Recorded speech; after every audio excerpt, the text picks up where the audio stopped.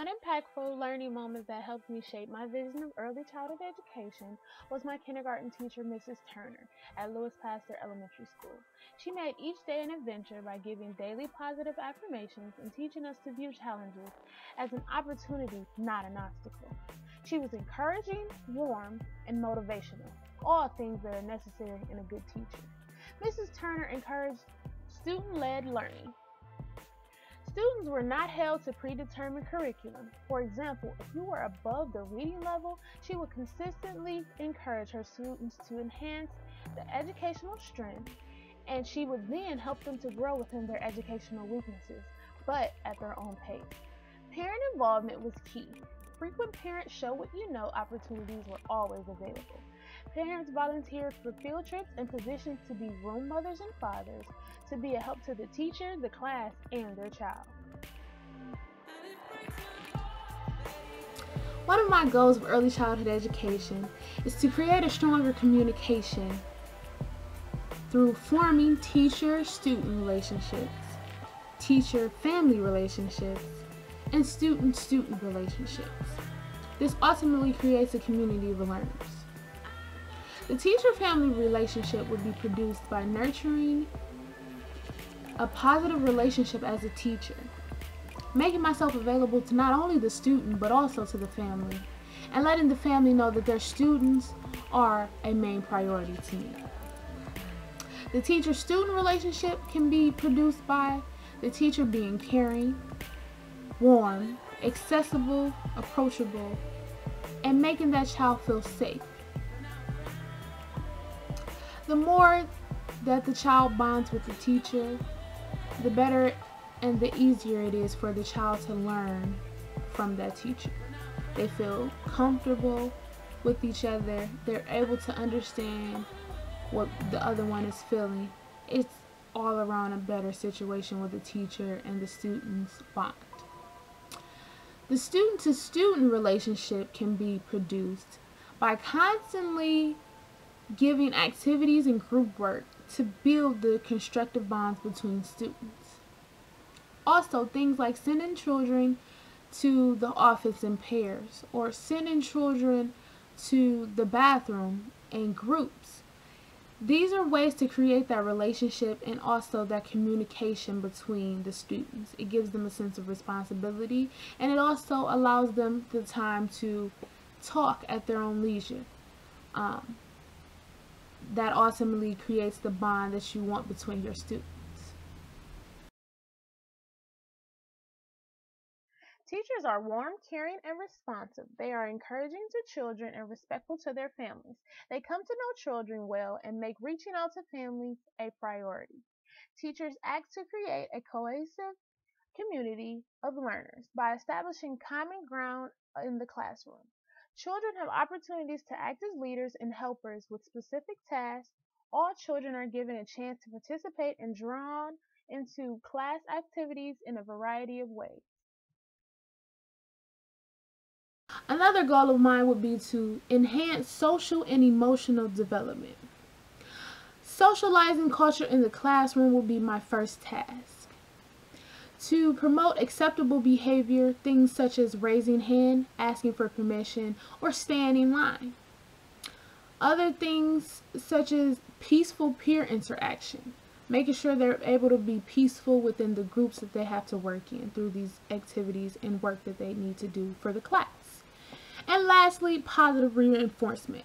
And that simply means that as the teacher, I would constantly reward them with words of encouragement, sometimes incentives, little treasures, and little toys, things that would make them feel good about themselves and make them understand that when they do something positive, the reward is not only a small prize, but the sense of knowing that I've done what I'm supposed to do and I'm keeping up with the culture of the class.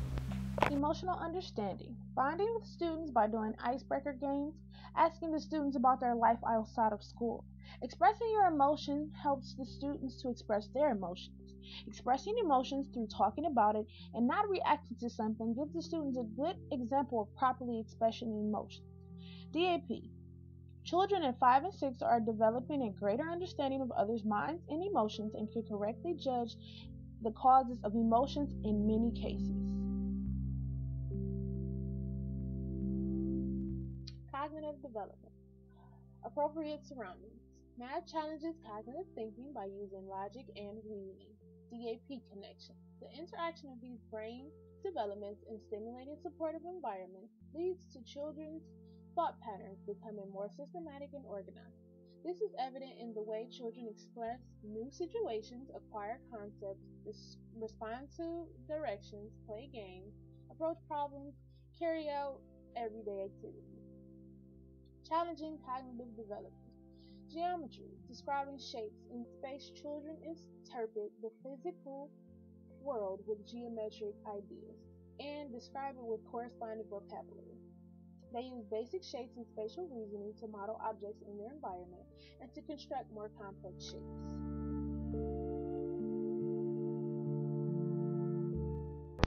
Piaget believes in levels of cognitive development and the appropriate actions to follow. The theory explains the stages throughout reasoning in each stage of childhood up until adulthood.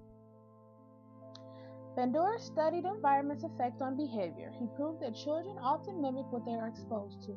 Models can be parents, siblings, television characters, and teachers. All interactions with these models are being soaked up by the students, and the behavior, gender appropriate or not, is demonstrated by the child. The positive or negative reinforcement is confirmation for that child to understand that this imitation is acceptable or unacceptable. Physical environment.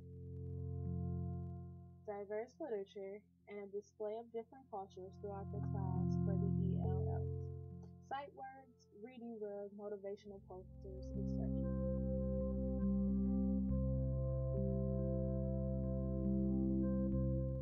Curriculum. Reading, math, and science will be my main focuses. I would then find ways to include literacy, social studies within reading and science. Teaching strategies. I will use the Montessori method in math and science because it allows the children to work at their own pace. It builds self-confidence for those who may struggle in these subjects, and it's more interactive, so it's more interesting. I will use the Reggio Emilia method for the children with disabilities. Students and environment are the teacher's main focus. The student leads the learning, and it allows the child to find strengths and enhance their confidence.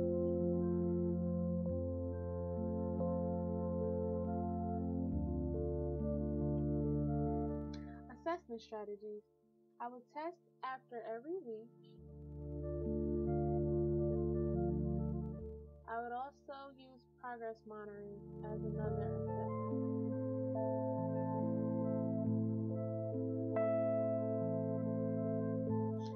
Guidance strategies. I will use parent engagement to enforce the class culture/etiquette, leading by example, showing the children a controlled, calm, patient example to follow. Student-teacher role switching, allowing the student to guide the teacher in the direction they want to go. Role playing.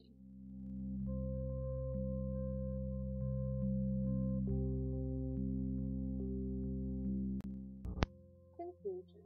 My vision and goals for early childhood education is for a stronger communication between all relationships within a classroom, teachers, students, and families. Also, enhancing social and emotional development by teaching class culture and bonding with students. Promoting cognitive growth through math and reasoning, and setting a learning environment conducive to critical thinking.